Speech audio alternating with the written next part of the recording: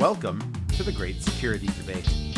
This show has experts taking sides to help broaden understanding of a topic. Therefore, it's safe to say that the views expressed are not necessarily those of the people we work with or for. Heck, they may not even represent our own views as we take a position for the sake of the debate.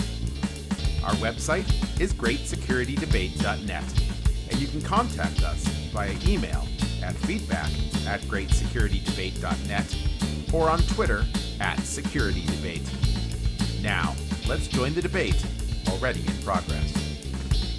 Did either of you guys see or at least watch the trailer? I ended up watching the whole movie, but it took me 2 nights of Leave the World Behind. No, I haven't. Is that the new one on Netflix? Yeah. I haven't looked at it yet. Like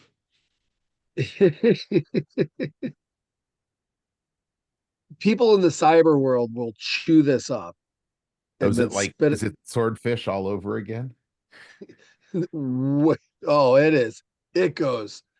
I mean, the clip where it shows the boat landing on the beach, right, and crashing into the beach is like you're kind of like, ugh, right? But then you got to imagine planes falling from the sky, boats crashing into beaches.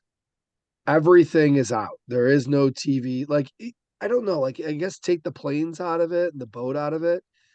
If you took TV away from everybody, the ability to connect your phone to stuff, that part of it was very interesting because the families and the way they did everything, they're like, oh, I don't even know what to do. Like, I've always used my phone for this. Oh, yeah. And that was a great segue, right? Because that's what you were used to doing. So now you got to figure out a different way to do it. And like the one child having anxiety over not being able to see the end of her TV show, the final airing of her episode. And to her, that was a very, very, very big deal. But it was like in the realm of, in the larger picture, it was like, why is that such a big deal? But you could only imagine the amount of screen time that she had leading up to this chaotic event. And then Dan, you'll love when the Teslas, there's like a line of 200 plus of them that have all crashed into each other because they've been taken over and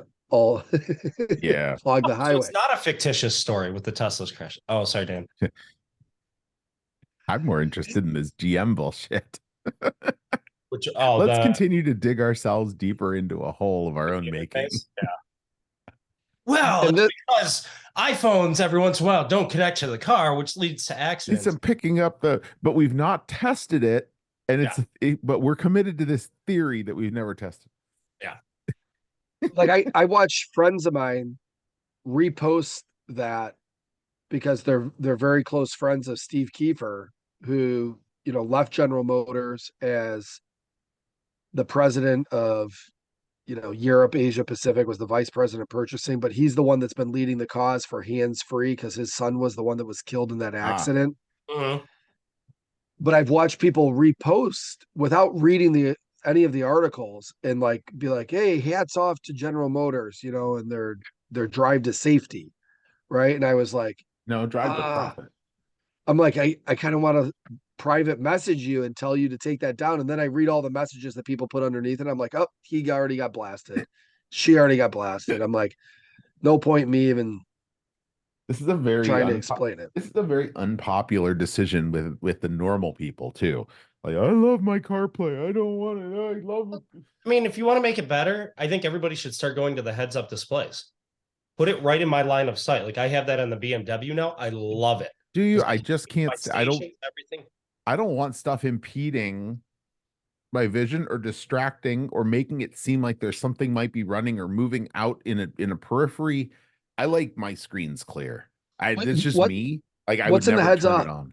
So for the what's in the heads up display? So by default, it's just the speed limit and my speed that I can see up there. But then if I want to change stations, I can hit a button. It'll bring up my presets. I can scroll through them, but I'm still looking down the road when I'm doing it. Gotcha. And if you bring up, and now because of the last iOS update, this only works with BMW's navigation, but it'll drop the navigation right in there as well. And honestly, BMW actually has done it better than any of the other apps anyways. Mm-hmm. That I can see that there's 4 lanes. You need to be in these 2 lanes rather than just turn here. The one I like, German. Tesla have put it in the upper left corner. Like, there's the big screen and it's in the upper left corner of the screen. So I can see it here. I don't actually look down. I just see it out of the corner of my eye, and that's fine because it's always here. It's never where a deer might be crossing the road or something moves and spooks me. I get it. My father-in-law loves the heads up on his Corvette. Well, it doesn't, for me at least. I don't feel like it blocks anything because you can see right through it. It's just I think it's more about movements. Yeah. Especially, if you're driving at high speed, any movement is something you have to deal with or pay attention to. Right. So it's just some of that kind of stuff. But everybody likes it different. Tell you what, man, I think Salesforce, have you guys seen their new commercial with Matthew McConaughey? No. Yeah, I pay not to watch commercials on YouTube. Well, so this one, so I watch Squawk Box every morning. And so the new Salesforce one is Matthew McConaughey. So it's the Wild Wild West. He's walking out. You hear kind of the jingle from the boots. He goes, if AI is the Wild Wild West, is data the new gold? And it's like so true. The era we're in. And that's exactly what GM's doing. Why? Because we want to monetize the data that's off of it. Yeah. Privacy be damned. Ain't that the interesting part there is like it's Salesforce basically saying, we're not trying to take your goal, right? Like that's exactly what it is. That's what they end with. Your data is your data. Except we're the platform that's going to enable 900 other plugins to take your data. Right. Like Pardot and all of those other creepy ass things. I have curiosity with the GM move. What do you think happens when they launch that in Europe? You think they're going to get backlash from the privacy and data ownership? Hasn't GM basically abandoned most of Europe? Yeah, it kind of has almost abandoned Europe, but it has not abandoned the Middle East. Yeah. Well, so the Middle East doesn't have the same rule, though. They have different harsh rules. But I think you're going to get a different tact there, or you're going to get a clear opt-in question. Just like what was it? Oh, this Dropbox mess. This week Dropbox enabled their AI, which I'm still trying to figure out why I need AI on Dropbox when I just want it to be a damn syncing tool and do it really well. But they enabled it. They enabled it for everybody automatically, except in the UK and Europe. And there they had to opt into it. The rest of us had to figure out how to turn it off. Or that it had even turned on. And the other interesting part was that they also slipstreamed in a brand new terms and conditions along with it that allowed them to use data for training.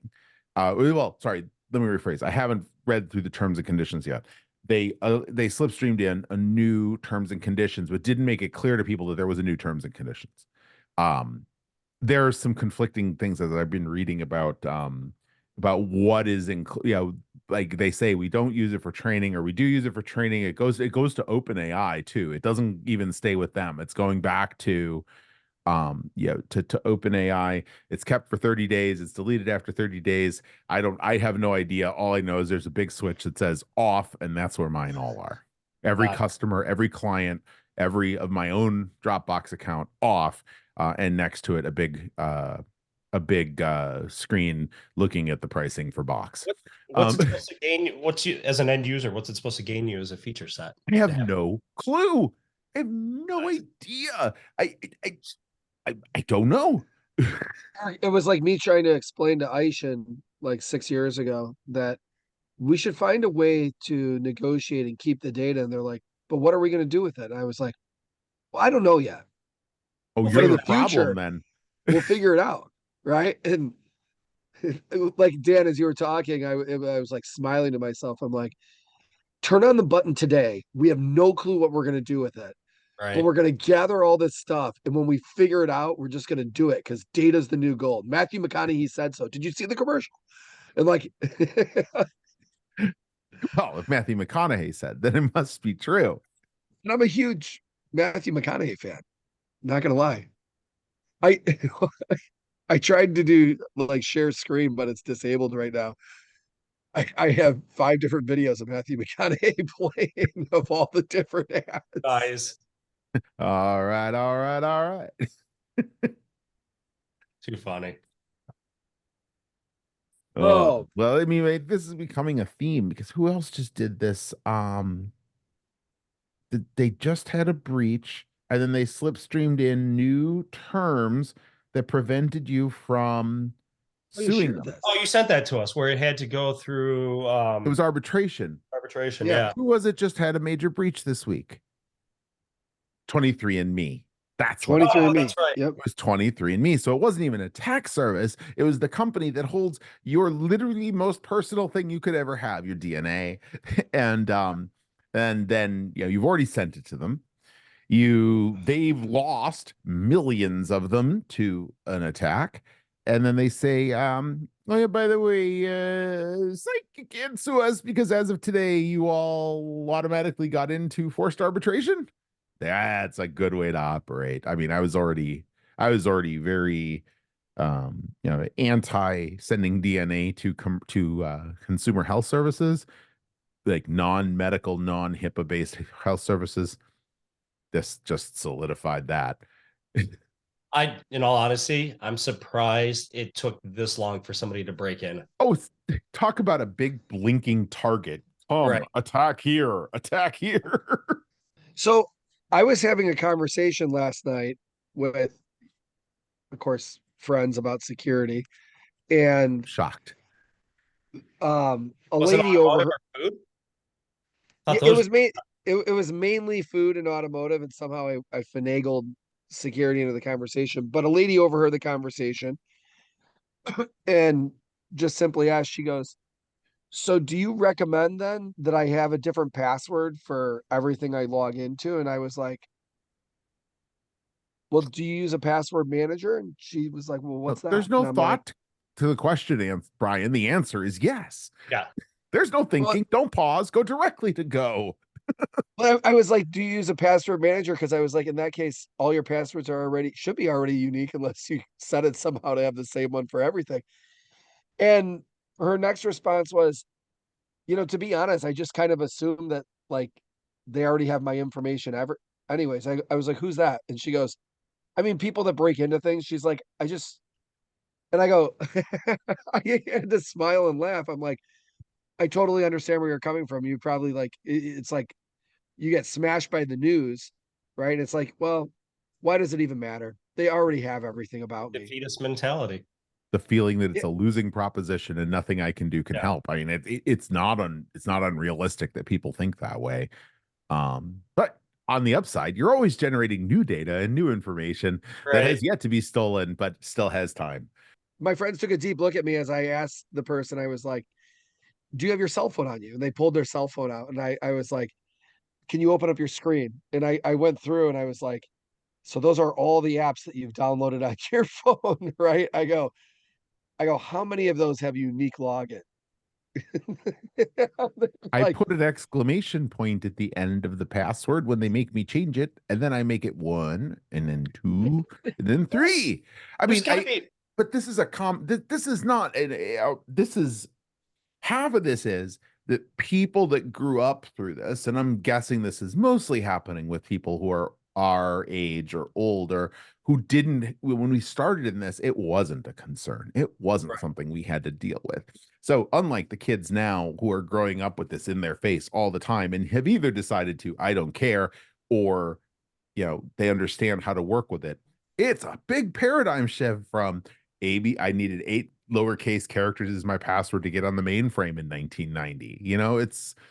It's a different world. And so, helping them change, I joke about it, but it really is a very real and understandable reality. I actually yeah, think some of those password keepers need to change their model. Rather than storing all your passwords, go to a federated identity model. A lot like Apple, right? You think about that, going back to what you were saying, Brian, with all the different apps on the phone, I don't have to worry about the password. Why? Because Apple actually, in the context of mobile device makers out there, does a pretty good job around security, and I can authenticate using my Apple ID. Much prefer that. Then I don't have a to lot worry easier. about having it in all of these other different places. Yeah, I mean it's passkeys. It's passkeys and single entry just turned a little bit differently. But you got to remember that there's, 90% of systems don't support, they're still built on that old tech. And Right. so getting them to swap it out is going to be, is going to be Well, monumental. But at Although least if you're doing it from your phone. Once WordPress does it, that'll take care of what was it, 30 or some large percent of the internet runs on WordPress sites. Yeah, But there's the platform to trust. Some of the most epic vulnerabilities ever. at least if you're doing it from your phone, though, that ease ability, right? Like that removing of friction, right? Right. Makes it pretty simple. Like it's But amazing that just I've seen some of the sites now, and I think this is coming up more in the banking industry. I could be on my computer, but I can use my phone as the authenticator. And I'm not talking about the rolling code or anything. It's putting a digital certificate on it that when I go to log in, it gives me a QR code that I can tag back to my phone. And then I have to authenticate to my phone and it releases that identity to prove I am who I am. I think that's great. And it's not much friction. Right. And it's also leveraging, not just the certificate, but also signals based understanding of where that Correct. phone is, the Wi-Fi it's connected to, all sorts of really interesting stuff that helps to prove that you are near the other device that, that's logging in, or that you are in places they would expect you. I am excited about all this sort of come into reality. But of course, there's the, how will they use this information for bad, not good?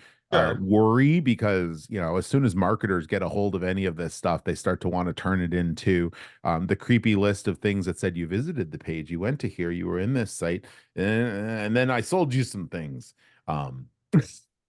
Yeah, it's ironically enough, you're talking about the marketing selling. Can't tell you how many emails I've received recently on, hey, you changed shops. Would you like to buy a list of customers that you can market to? Like, I think you might be talking to the wrong person here. Have you seen You the not know what role? I do for a Yeah, living, and by the way, I don't sell. yeah. Holy crap. Yeah, that particular thing has gotten that particular, would you like a list of your competitors' customers, is an interesting one. And would you like a list of list of people that attended these conferences? I haven't yet gone and like pulled the trigger on any of them to see if they actually have valid information, because I've gotten some for conferences I've attended. Yeah, To see, like, actually compare, or if if it's just a dollar scam. yeah. Okay. I'll tell soon you. it's gonna. Go ahead, I Brian. was gonna Sorry. say soon it's gonna be. I just saw that you moved recently. Would you like a list of all your neighbors, their phone Right, numbers, right. emails, and what they do for a living? For an extra $5, we can tell you what they W too. I We might like that. Actually, we I'd like that noticed that you before leave I your decide lights to on move. at I'd like night. to know who's in this sub. We noticed that you leave your Philips Hue lights on at night. Do you suffer from insomnia? We'd like to sell you some Nice. Sominex. Yeah, I mean, talking about what you mentioned about the conferences and shameless plug, this is one of the things that we took a hard stance at CSA that I really like. We don't turn over the names of who's at any of the Good. events. It's an opt-in model. If you want, make a human connection with somebody, and if they're willing to give your information to connect, that's what we wanted. That's what we want to incentivize.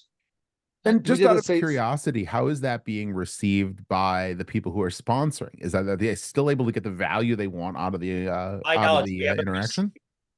we haven't received any pushback. I think some of it, because if you think about the customer willingness to pay and all of that, because comparatively to other events, we tend to sit at the cheaper side of it. Mm-hmm. So I think the value is there, knowing that, hey, I'm going to pay a cheaper rate, but now I have to be there in person and actually connect with people one-on-one.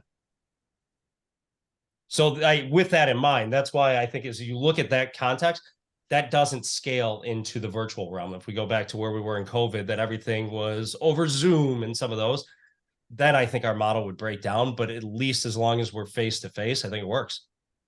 That's the same thing with Michigan Council of Women in Tech is there's no list ever given. And it's always a conversation where, let's say there's a sales guy for a vendor that's like, oh, I am all in. That's a great, golf outing or great this. And then the marketing team gets on. They're like, so do we get a list of all, 450 people in attendance? It's like, great question. You do not. And here's why. Right. And they're like, so how do we get leads? I'm like, So this is where it comes down to hiring.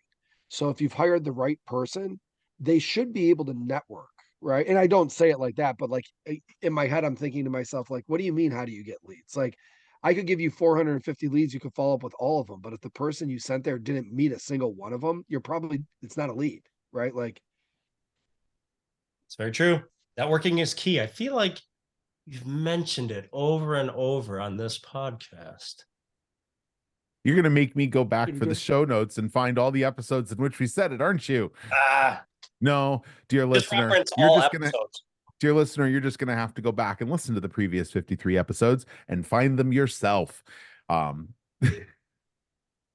giving away an award to the first caller who finds that episode. Dan spends too much time with lawyers. We are not giving away anything. Please do not call. So this week, the guys over at Antigen brought in a cyber insurance lawyer, somebody else, and they asked if I could join for a live podcast, and we got on. And they brought up 4 discussion points. One was the Citrix bleed. One was the MGM hack. One was trying to think back to all the different things that were discussed. There was a Citrix bleed. Oh, the Okta breach. I bet you Move It came on up. What's that? Move It. That was no. Move It didn't. And that's the one that to me is also very top of mind because from a vulnerability, Move It's been in the news for months now, and there's still companies that are popping up left and right that are getting hit with the Move It breach. Well, the interesting part about Move It is it's usually buried so deep in a process and method, and so deep, it was built to be so deeply integrated that extricating it, and putting something else new in is tantamount to rebuilding the entire interface. And that's not always easy to do. It's great for us to say patch and patch and remove instantly, but it could be millions of dollars to make that one change. Oh, it's the same thing with, what was the one going about a year back within the Java library that was doing logging? Log4j. Log4j. Java or log4j. And how many of us went through all of our systems like, how do we tell if it's there? Are we using that? And then you find out that it's embedded in all of these different pieces of software. Holy crap. And hardware. Yes.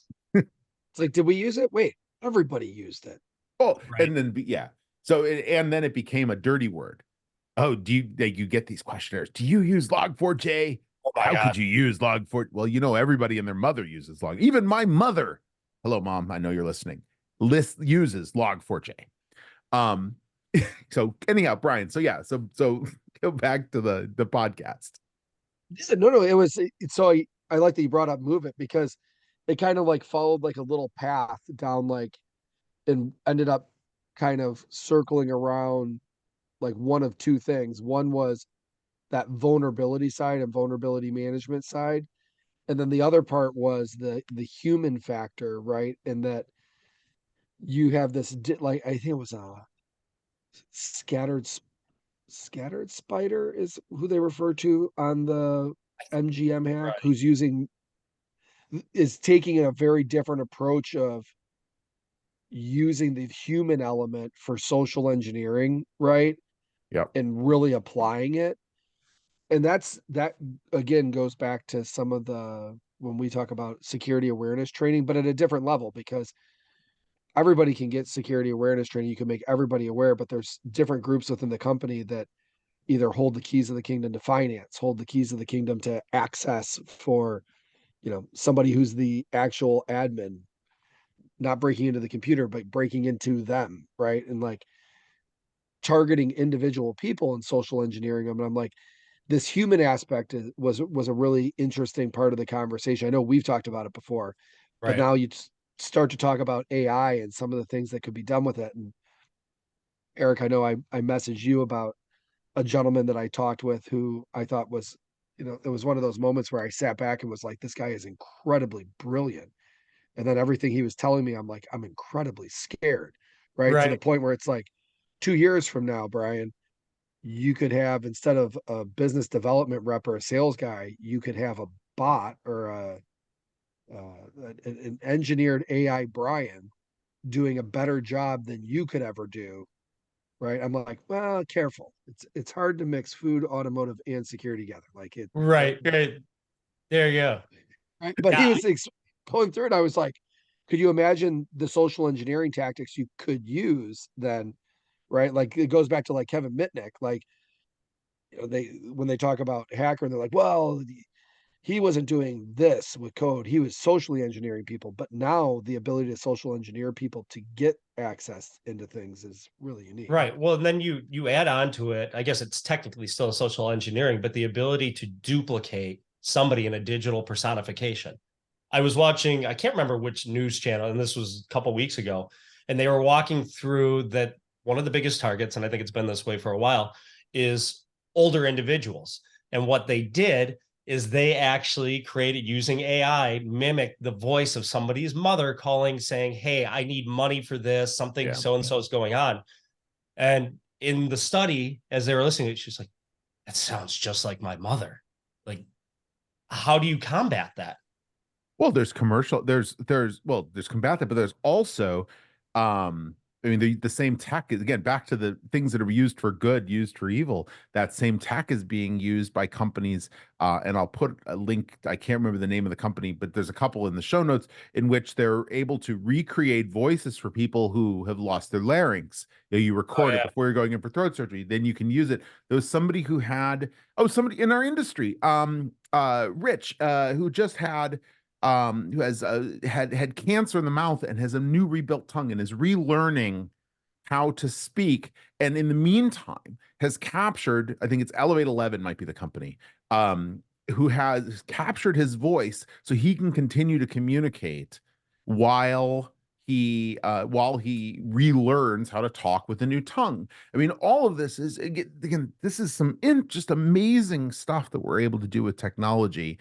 But all of it needs to be balanced against the ways it can be used on the other side. But deep fakes are virtually undetectable now.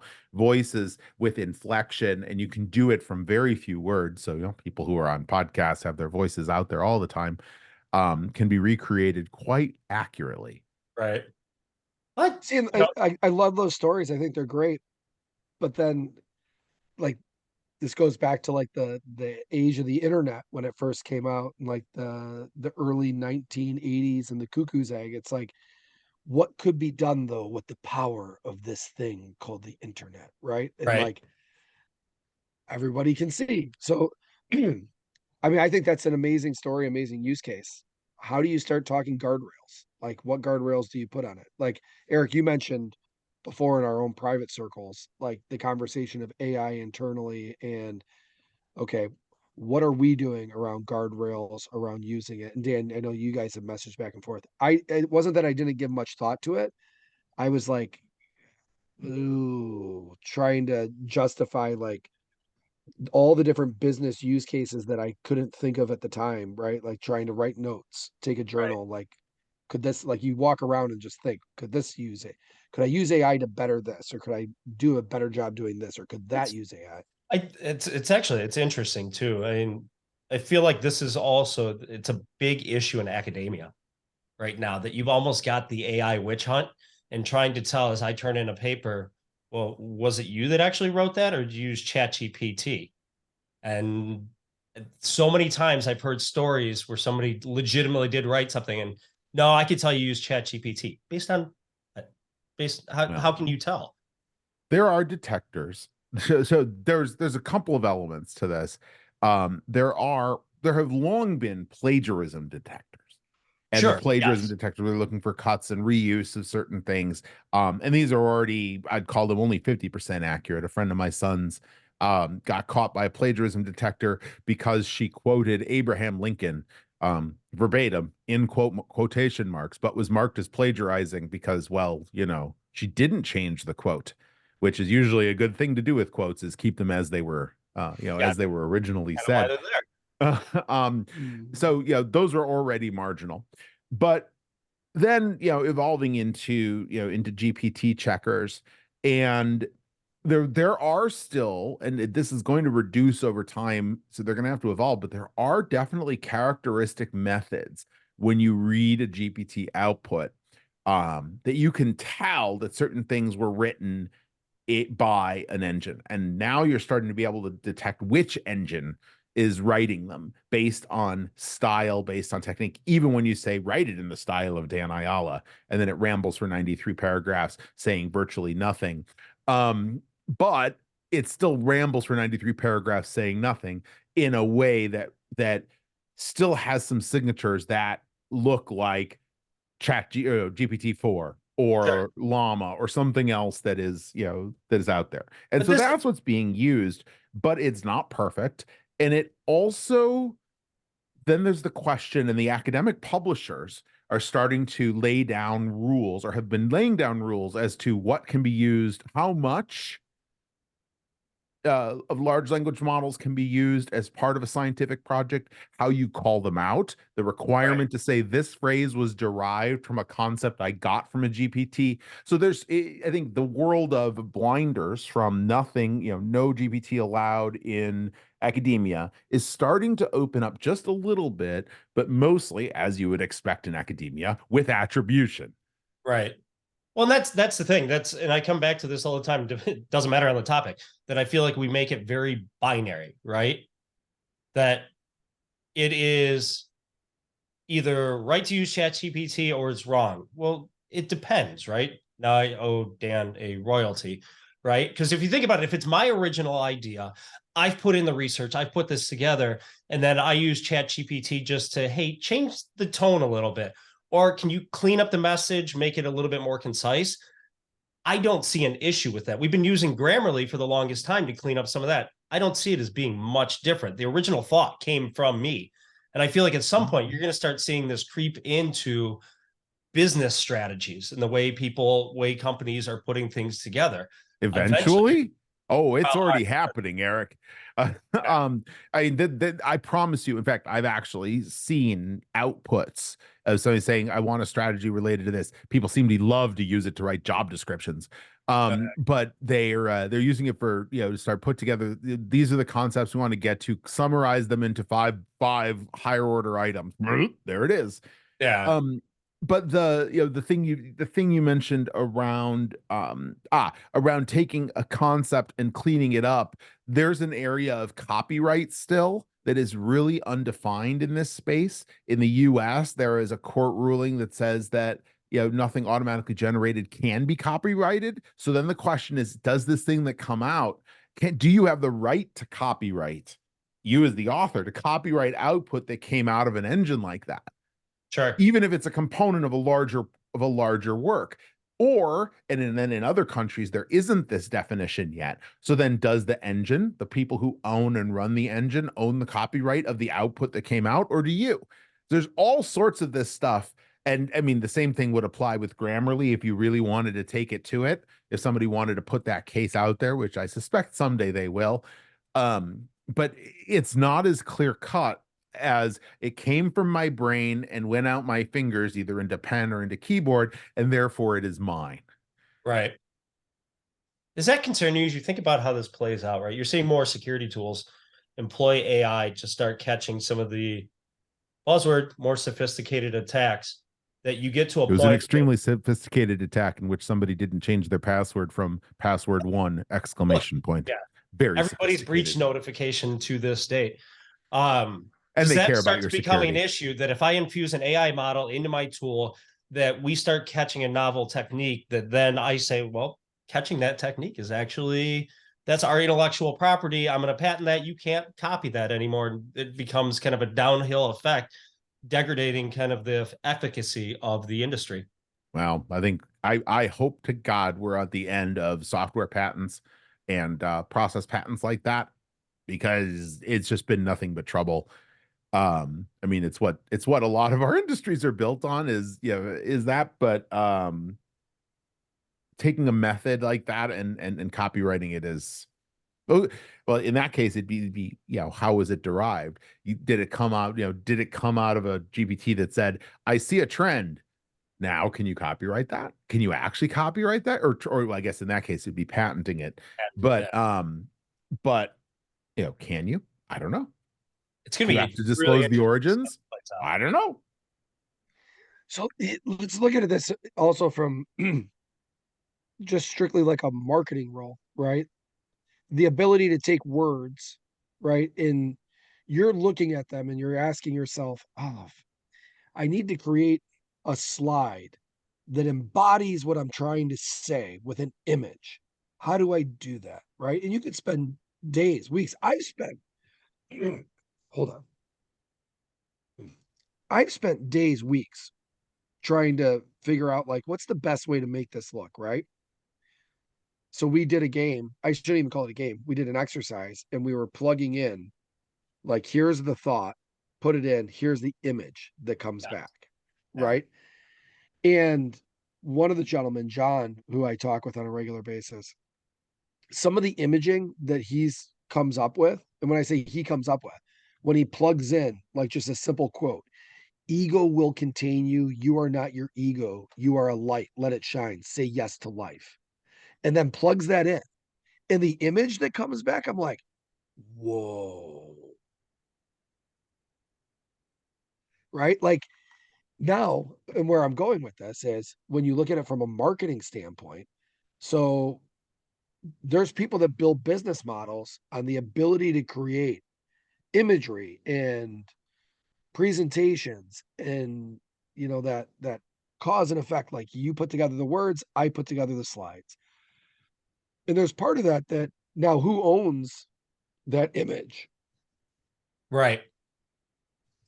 Nobody owns Right. that image.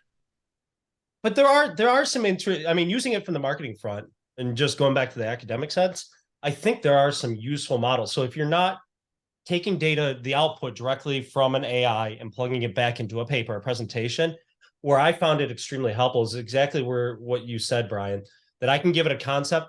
Hey, say this back to me in a different way. And it's more of idea generation just to get me to spark to go in a different direction. Or there's some that have come up now that are actually cool that you can give them your presentation, summarize this for me. And that allows you to check, am I conveying the point that I meant to convey?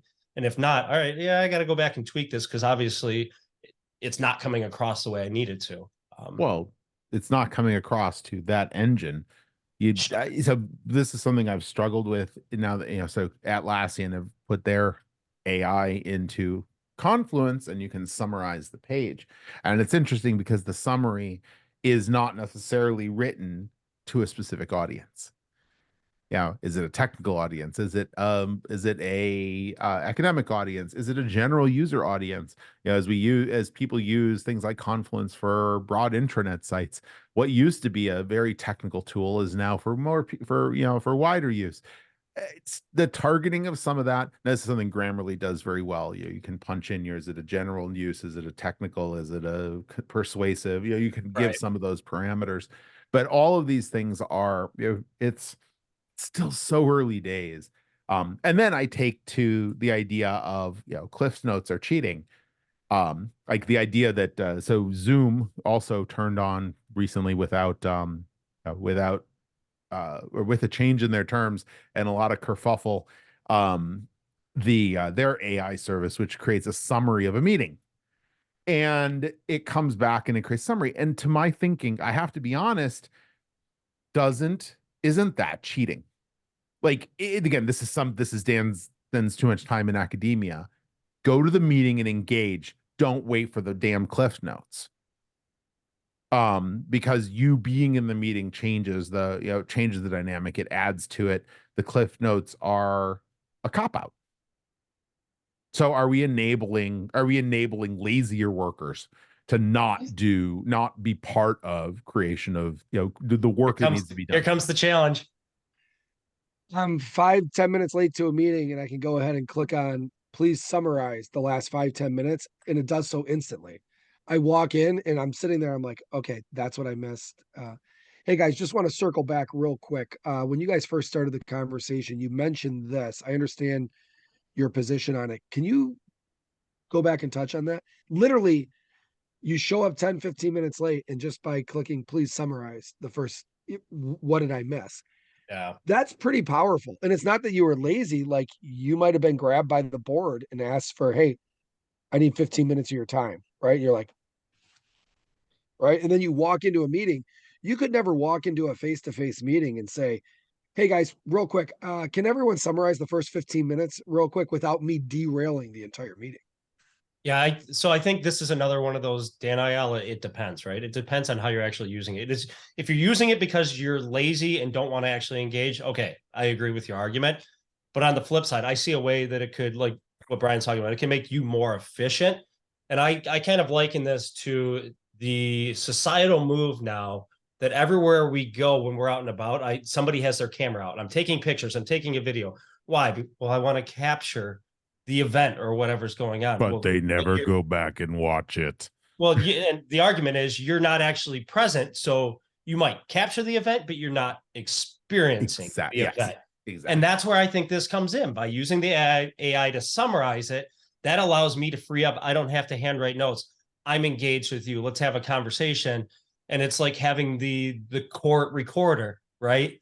That somebody is taking notes along the way on what was actually said. It allows that to happen while we have an authentic engagement. But a court reporter doesn't synopsize and summarize. A court reporter records exactly what is written. Sure. And I think there's a difference. People should make their own interpretations over what's happening in a meeting, not take we're now well aware of biases, misinformation, and bad training that go into all these models.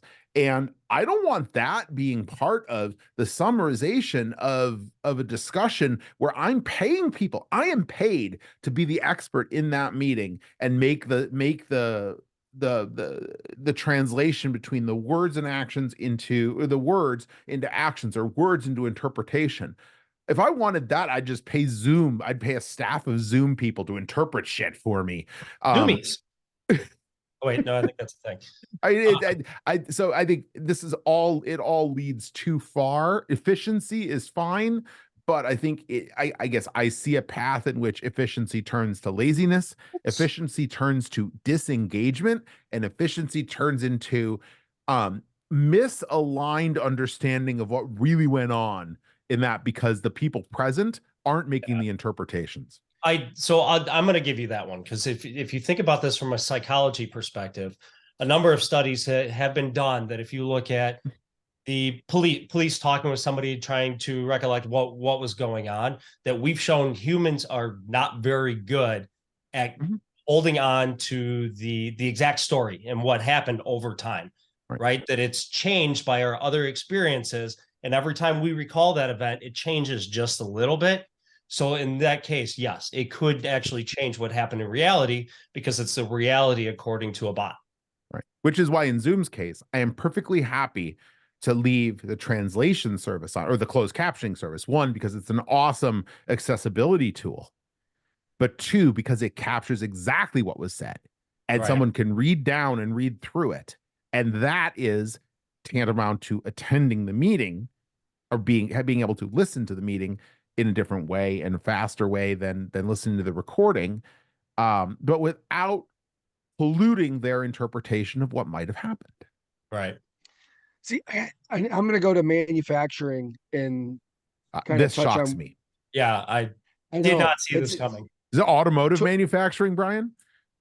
I can pin it in there. It's kind of hard for me to do. I've been too far removed to really be able to come back and kind of point to any one thing. But let's say you were taking like progressive dies or transfer dies, for instance, and I think they're used in automotive, right? If you look at the wear and tear of a die, and on average, they would say like, what is good die upkeep, right? Like once a week, every other week, doing die maintenance. Why do you do the die maintenance? Well, we've seen over time, as different, tight tolerances on corners, et cetera, begin to deteriorate, that's where we begin to see a failure mode later down in the process. So you get this one piece flow, and all the way down here, when you're putting the part together, it's like, why are we getting this malfunction on this, this unique mechanical part? It's like, oh, well, this part is out of tolerance. Why? We didn't do any die maintenance, right? As you use different steels, SPC 980, very high tensile, high strength, lightweight, used inside seating. I only know that because someone told me, maybe worked with it for 4.5, 5 years. What it does to a die, we got you. Right. And put that into the modeling. So what ends up happening though is those dies have to be maintenance almost every other day. And when you hear the die open and close, it's like a boom, boom, boom. Like you walk through that stamping press and it's unbelievable, right? You're like, whoa, what's going on with that die? It's like, oh, that's stamping a high tensile, high strength, lightweight steel. Now, where am I going with this? All these AI models are built on data. So you got to pump a certain amount of data in, data collection, analyze all this data, right? And outcomes, here's first analytics on this, and this is what we built it to do, right? We're going to keep putting more data in, it's going to get better and better. If you have 30 years, 20 years of all this data, right, that you've kept on all your die maintenance and the records and the type of steel that went into it, the thickness and everything else, you have a great data model to build on the life. Like there's companies that have literally reached out to Michigan State University to say, hey, we are this large manufacturer of X. We'd like to understand the life cycle of a cow better. Are they metal like to X's build- or wooden X's, or are they Oh, the company X? the company they manufacture X's? Is it they wooden? Do they metal? Is it they have carbon fiber model? So in this case, they're a blend between carbon fiber and wood. Actually, Dan, I know. So company produces something, and they want to understand the life model of the cow, right? Who better to turn to than the Michigan State MU University? It's like, hey guys, you know that cow that you had the little portal on the stomach and whatnot? We'd like to put together modeling on the life cycle cow to better understand how we could use that in all the farming that it is we're doing for this specific use case, right? Right. And it's like, oh, we never even thought of that. And we have all this data. Let's start to build this model, right? So this is where I go like, and I forget what conference it was. Everyone was talking generative AI, and I'm sitting on the stage, and I'm like, It was every conference in the last 12 months, Brian. Right. yeah. But I'm like, I don't know that I have a lot to offer here. Like, I've never built a generative AI model, guys. I'm like, but I will say this: if you find a way for it to get someone to do some of my plumbing, I'm all in for it because I can't find someone to do that, right? Yeah. And that was kind of a shameless plug, but like, guys, how does this better us, right? Like, I see all the marketing. We just talked about images, right? We talked about how people can do this, right? Improve a paper, but how can we improve manufacturing? We have all this data that we gather. And if you're gathering the data, then put the data back into it and create some modeling that'll help you understand what dies are Right. going to fail sooner rather than It later. allows us to Right. ask different and better questions now. Mm-hmm. Yes. I And if we can get people to go into the trades, right? And AI can find a way to better train people to like, right? Or to understand why that's such a great field to go into, let's do it. And I could use a framer, a plumber, Right. electric. So if you're out there, I am kind of throwing that out. Direct message me looking for a plumber. I'm yeah. Must be willing to Nice. travel to Michigan. Right. Yeah, I'm interested on some of the changes that are to come, right? If you do this and if you look at this under the lens of bricolage, it says there's really nothing net new. It's just reorganizing things to create something that seems new, right? Faster data analytics. Yeah, I'm kind of interested. So if you go back to, because we talked about when the internet started and whatever, that SEO was the biggest thing for the longest time on websites, right? Search engine optimization. So what did marketers decide to do? Well, I recognize that I could trick the system by buzzword packing my website. The end user would never see it, but it's all behind the scenes. So when it gets crawled, it's all sitting there. How long is it going to take for some of these marketers to start realizing that, hey, well, here's how the data is aggregated for this AI engine. Now I can start packing it. So if somebody goes there and starts there to do a research on technology X, well, it's going to come up and say, well, this company, we're the best at doing this. And it becomes another false sense of reality. Yeah, but I think, and Brian, all the examples you gave are all data driven. And there's a big difference between truly data driven and interpretive. And I think that, yeah, analytics of data and failure rates and mean time between failure and, you know, when does the die, all of those things are empirical. It's scientific, it's evidence-based, it's just pure number data.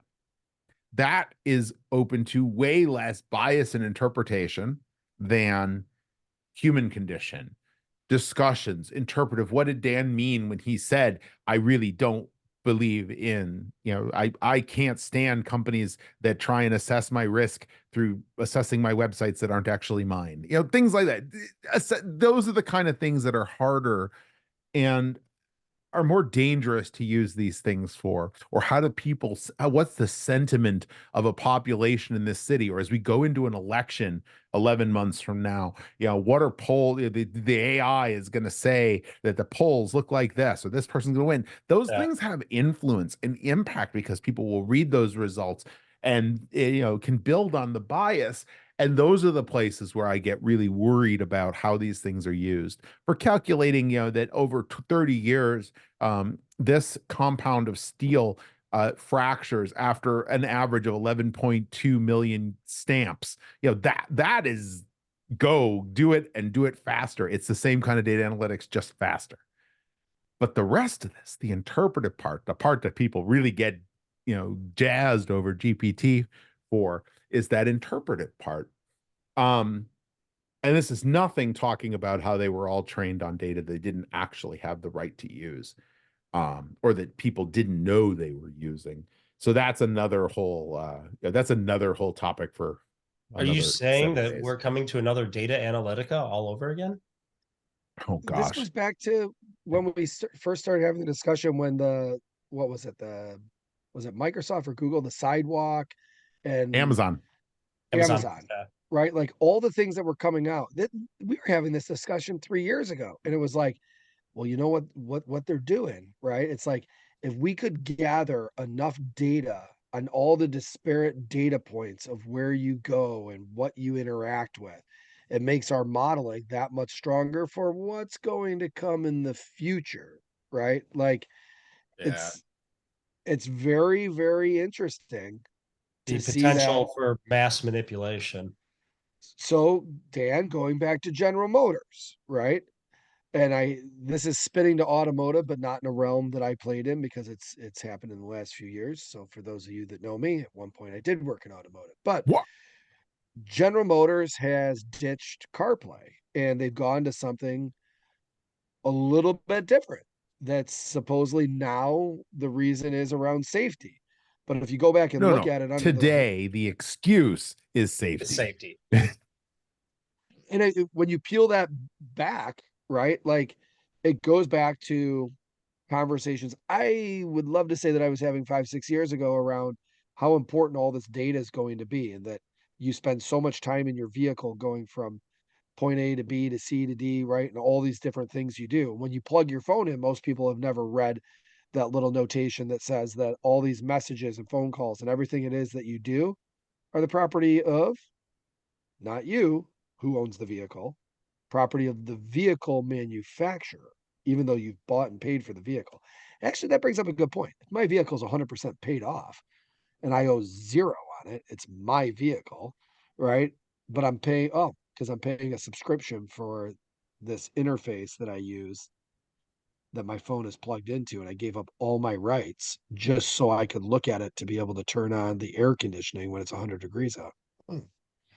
And that was confirmed just in the last couple of weeks. There was a lawsuit.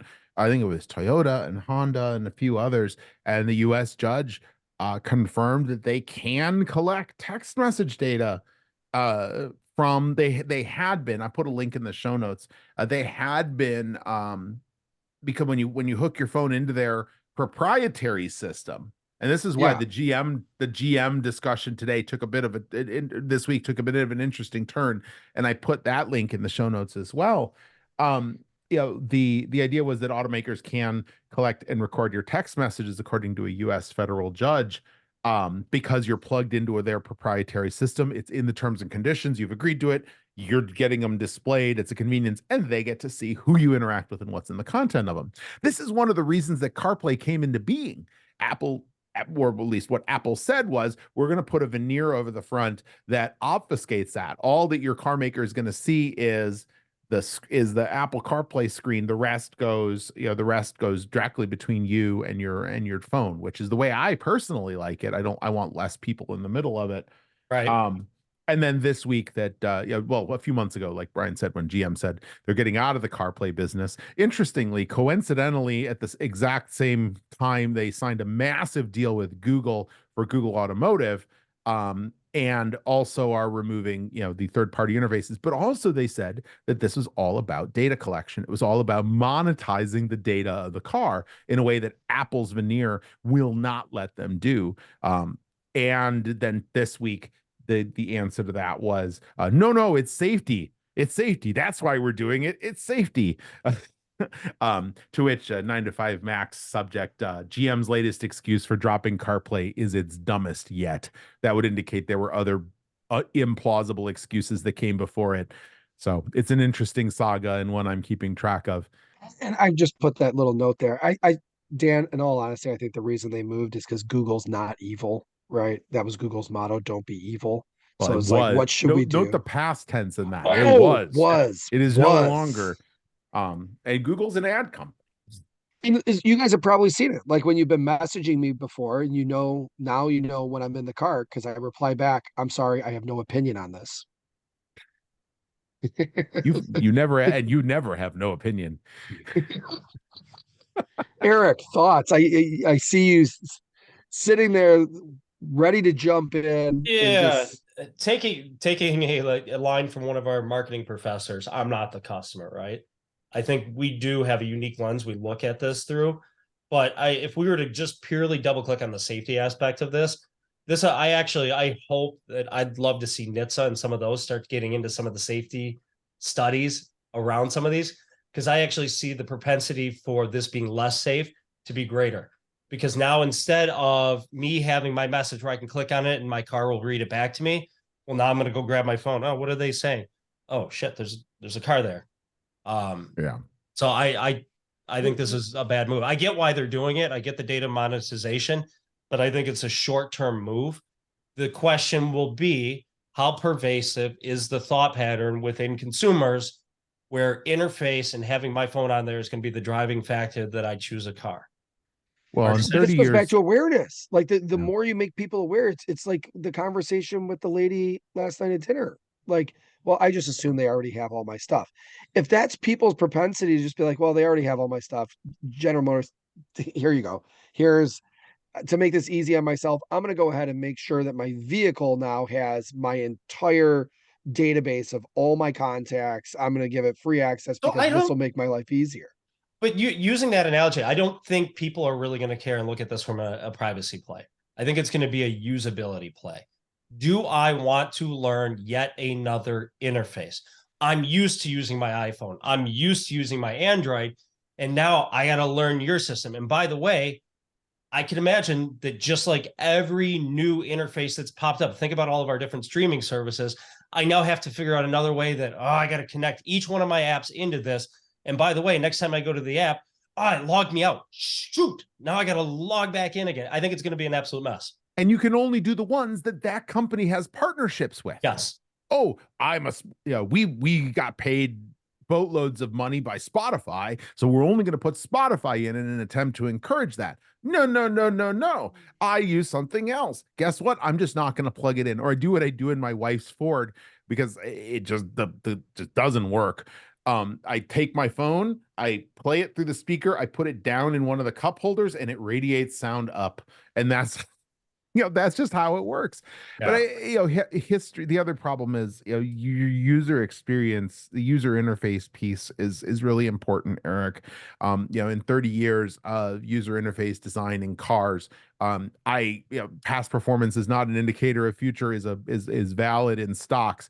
I think it's a misnomer here, because apparently auto companies can't or won't hire user experience designers, or they just find ways to undo all the recommendations they make, because I've yet to see an in-car entertainment system that makes any sort of sense.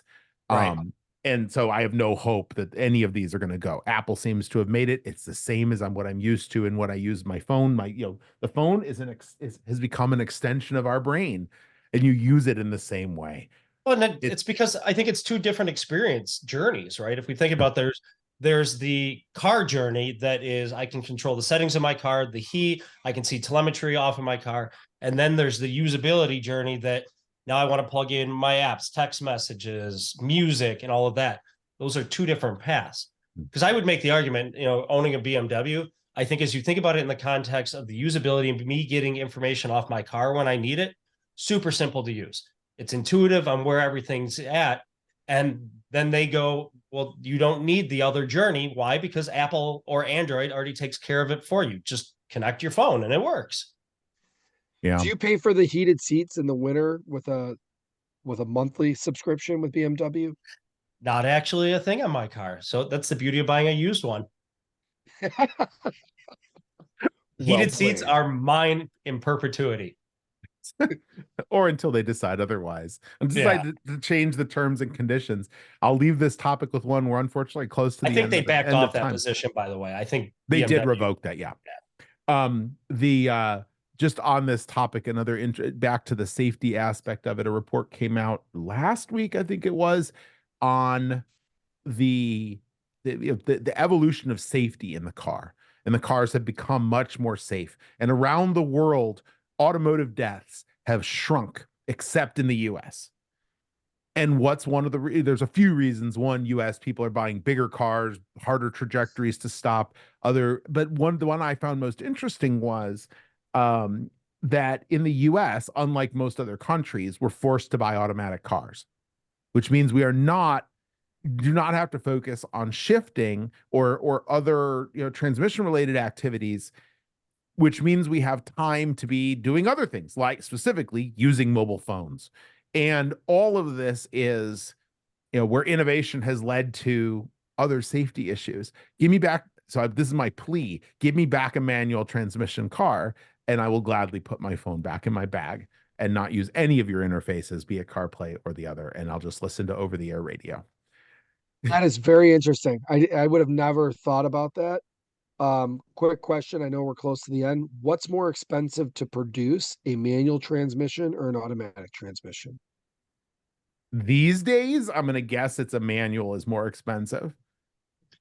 So it's interesting. If the volumes were exactly the same, the manual transmission is cheaper to produce than an automatic.